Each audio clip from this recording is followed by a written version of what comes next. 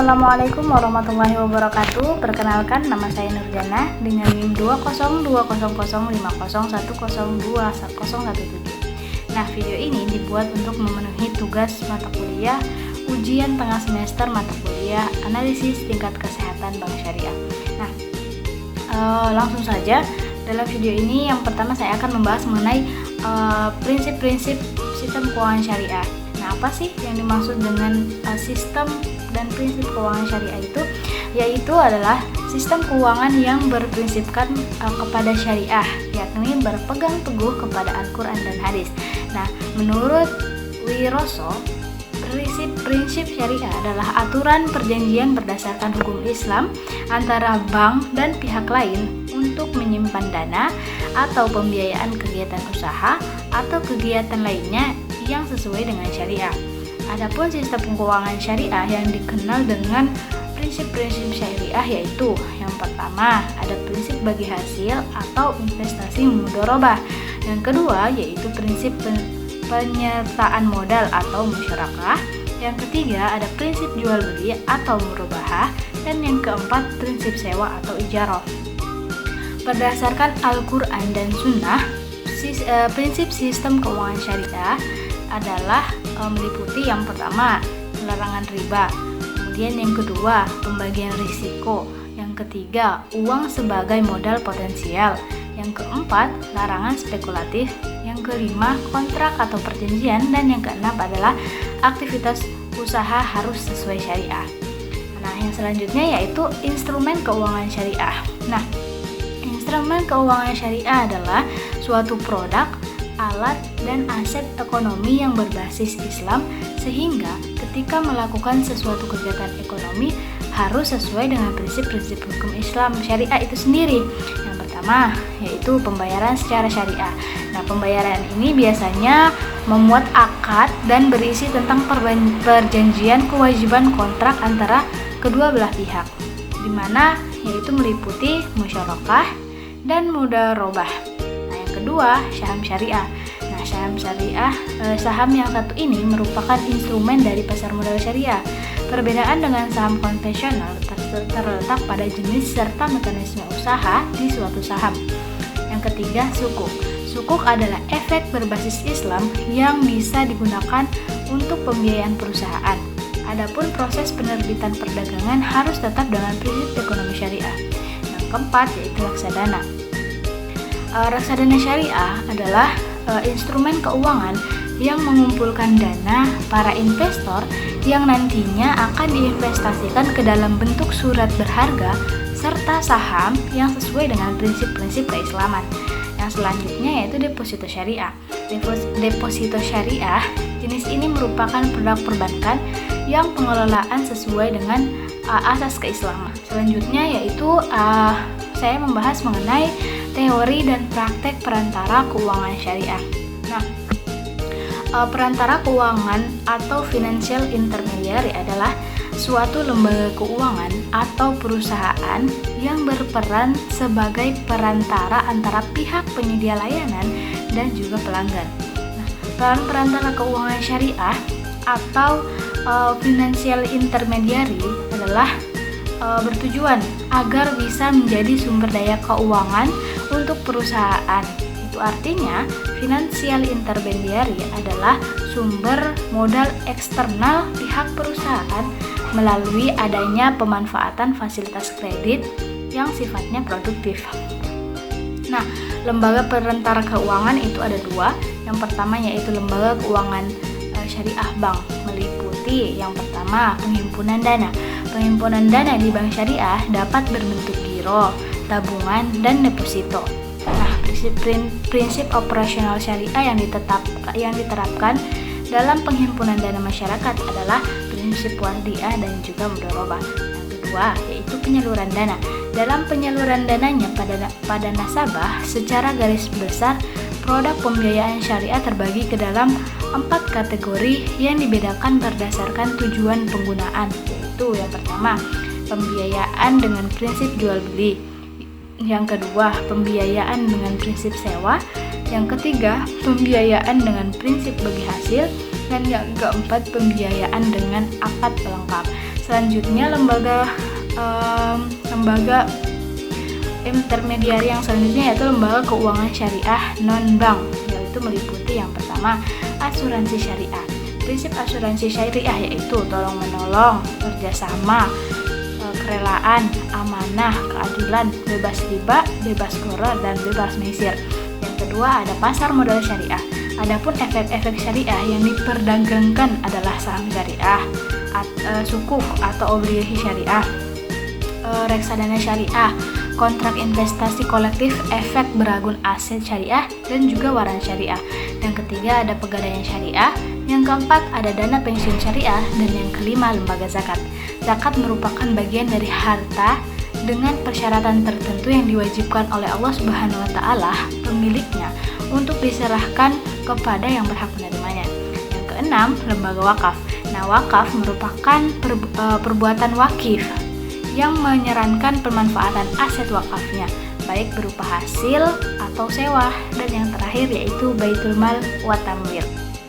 Nah, selanjutnya yang ketiga yaitu tata kelola perusahaan. Definisi tata kelola perusahaan adalah suatu objek yang memiliki banyak aspek.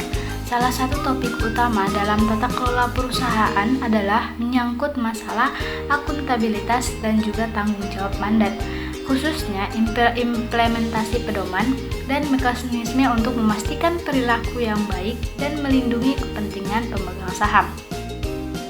Adapun prinsip GCG atau tata kelola perusahaan yang pertama yaitu transparansi, di mana sebuah perusahaan harus menjalankan fungsinya secara transparansi.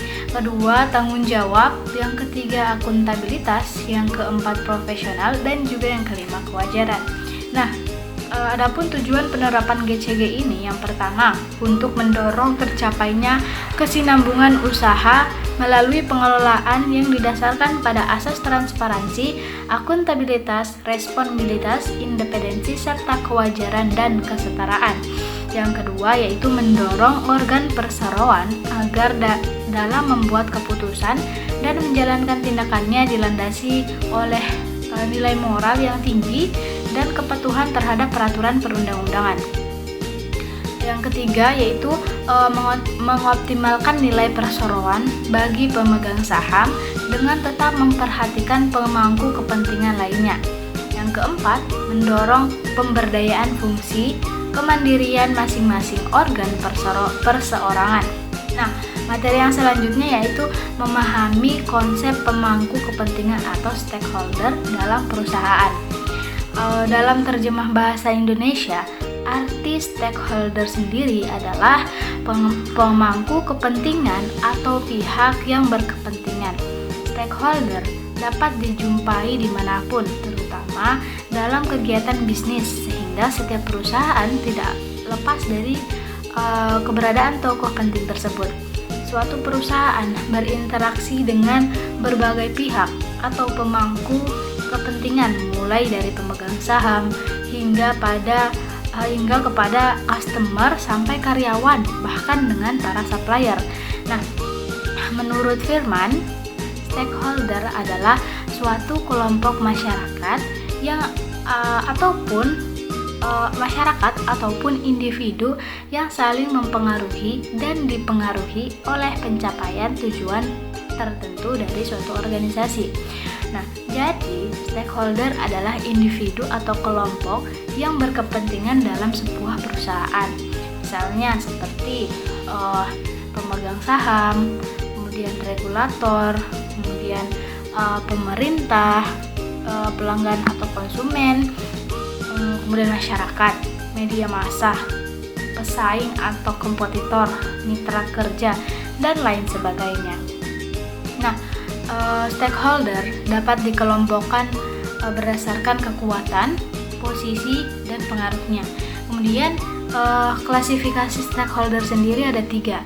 Yang pertama yaitu stakeholder utama atau primer, yang kedua itu stakeholder pendukung atau sekunder, dan yang ketiga stakeholder kunci. Dari selanjutnya yaitu analisis kerangka rasio. Nah, yang yaitu exposure. Yang pertama, exposure resiko sering digunakan untuk mengurutkan kemungkinan berbagai jenis kerugian untuk menentukan kerugian mana yang dapat diterima atau tidak dapat diterima.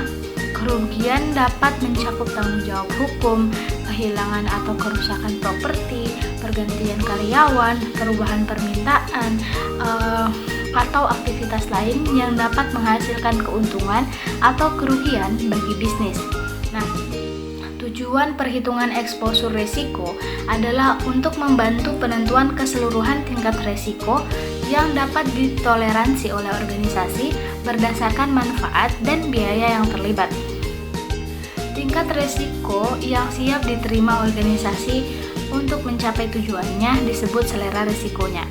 Nah, tujuan manajemen resiko dalam lembaga keuangan secara umum yaitu yang pertama, menyelaraskan antara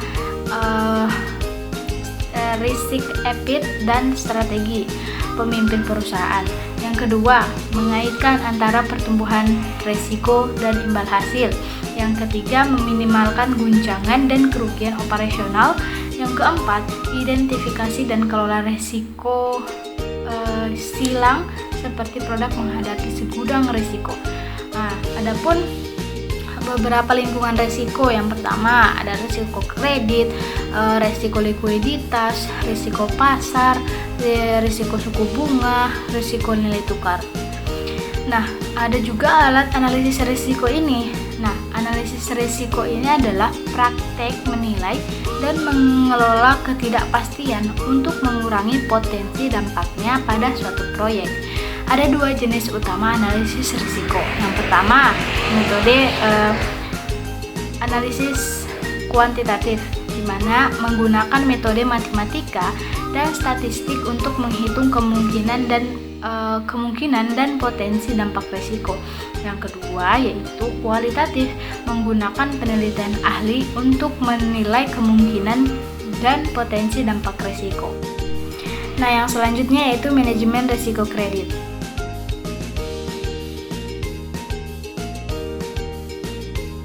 Yang pertama, kebijakan formal dalam mengelola dan mengurangi risiko kredit. Perusahaan, khususnya bank, menggunakan sejumlah metode dan kebijakan dalam mengelola risiko kredit untuk meminimalkan kemungkinan terjadinya kerugian tersebut. Setidaknya ada 6 metode yang dapat digunakan untuk mengelola risiko kredit. Di antaranya, yang pertama menggunakan model pemeringkatan atau grading model. Yang kedua, memanajemen portofolio kredit.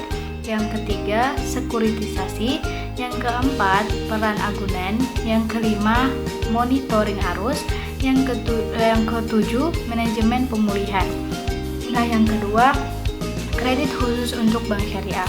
Resiko kredit adalah resiko yang disebabkan oleh adanya kegagalan dalam memenuhi kewajibannya. Dalam bank syariah, resiko pembiayaan mencakup resiko produk dan resiko terkait pembiayaan koperasi. Penyebab utama terjadinya risiko kredit adalah terlalu mudahnya bank memberi pinjaman atau melakukan investasi karena terlalu dituntut untuk memanfaatkan kelebihan likuiditas, sehingga penilaian kredit kurang cermat dan mengantisipasi berbagai kemungkinan risiko usaha yang dibiayai. Poin ketiga yaitu analisis risiko kredit dalam portofolio aset. Penyebaran portofolio kredit yang dilakukan hampir seluruh bank sampai saat ini masih tetap banyak menimbulkan risiko yang tinggi. Meskipun masing-masing perbankan telah memiliki sektor ekonomi apa yang akan diberikan kredit dan kemungkinan memiliki risiko default paling kecil. Namun, tetap saja hal itu belum dapat meminimalisasi dan masih menjadi tantangan untuk dapat meminimalisasi risiko dan mengelola risiko dengan baik. Nah, selanjutnya ada beberapa jenis-jenis aset. Tidak hanya perusahaan, memahami aset juga penting untuk individu agar tahu bagaimana mengelompokkan dan mengelola kekayaan sendiri. Terdapat beberapa macam aset, namun kalau pengelompokan secara umum dilakukan berdasarkan 3 hal yaitu konvertibilitas, wujud, dan kegunaannya. Nah, yang Yang pertama yaitu jenis aset berdasarkan konvertibilitas. Klasifikasi ini didasarkan pada konvertibilitas aset menjadi uang tunai. Jenis aset yang ada pada klasifikasi ini adalah aset lancar dan aset tidak lancar. Nah, aset lancar merupakan jenis aset yang dapat dengan mudah dikonvert dalam bentuk uang tunai atau yang ekuivalen dalam waktu kurang lebih dari 1 tahun. Aset lancar juga sering disebut aset liquid, contohnya uang tunai, peralatan kantor, dan inventaris. Aset tidak lancar adalah kebalikan dari aset lancar, yaitu tidak dapat diuangkan dengan secara cepat. Termasuk di dalamnya adalah harta yang berupa tanah, rumah, dan mesin. Nah, yang kedua jenis aset berdasarkan bentuk fisik. Nah, aset dalam kategori ini dapat dibagi menjadi 2, yaitu aset tangible dan aset intangible. Nah, aset tangible memiliki bentuk fisik yang dapat dilihat, diukur, dan dirasakan oleh semua orang. Contohnya seperti bangunan, lahan, mesin di pabrik, dan lain sebagainya. Sedangkan aset diklasifikasikan sebagai aset intangible tidak memiliki bentuk fisik yang dapat diamati. Meskipun begitu, intangible aset tidak kalah penting karena sama-sama memiliki manfaat keuangan seperti halnya patent gold dan hak cipta atau copyright. Nah, yang ketiga yaitu jenis aset berdasarkan kegunaannya. Berdasarkan kegunaannya, aset dapat dibagi menjadi 2, yaitu aset operasi dan aset non-operasi. Aset operasi adalah aset yang digunakan untuk melakukan kegiatan operasional sehari-hari, baik dalam perusahaan atau kehidupan sebagai individu. Dalam konteks perusahaan, aset jenis ini digunakan untuk menghasilkan keuntungan dari aktivitas produksi. Contohnya inventaris produk, mesin, dan kas operasional. Nah, sebaliknya, aset non-operasi tidak dipergunakan untuk aktivitas operasional, namun tetap menghasilkan keuntungan dalam jangka waktu tertentu. Di dalamnya termasuk investasi jangka pendek, tanah kosong, dan penghasilan dari bunga. Nah, itulah tadi video penjelasan dari saya. Mudah-mudahan bermanfaat bagi saya dan juga para penonton. Jika ada kesalahan, mohon dimaafkan. Sekian, wassalamualaikum warahmatullahi wabarakatuh.